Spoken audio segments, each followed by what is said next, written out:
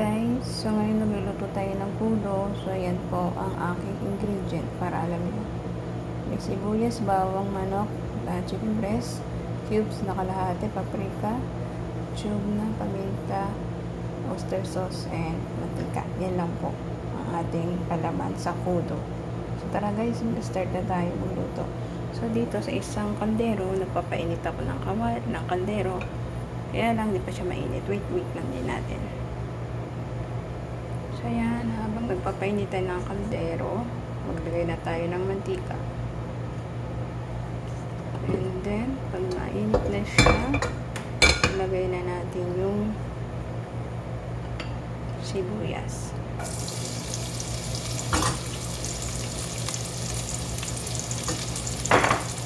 Haluin natin.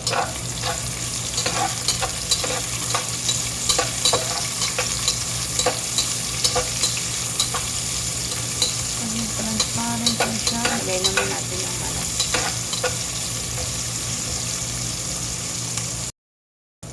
Ayan guys, transparent na yung ating sibuyas. Ilagay naman natin yung manok. So, haluin natin mabuti para magpantay ang kulay ng puti. Pag nagputi na po siya lahat, so lalagyan naman natin itong kalasa.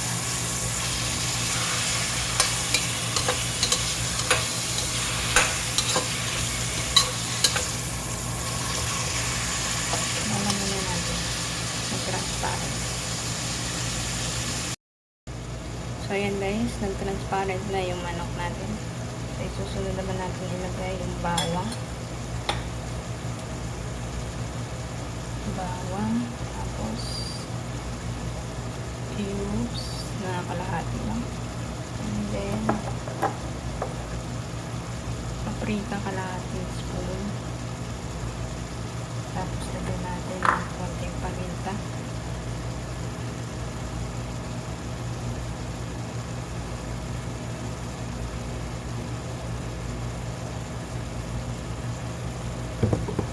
Tapos, oyster sauce.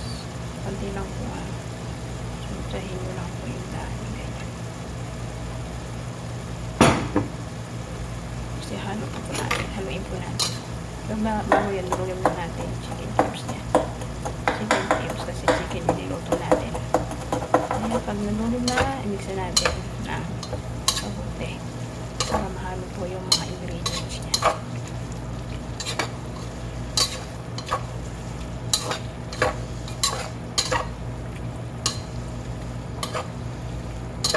So yung nakaraming kukupunin ko po siya nilagay tube na. Ngayon nilalagyan ko po siya ng tube na. Just tasting lang po kung okay or hindi. So, ayan.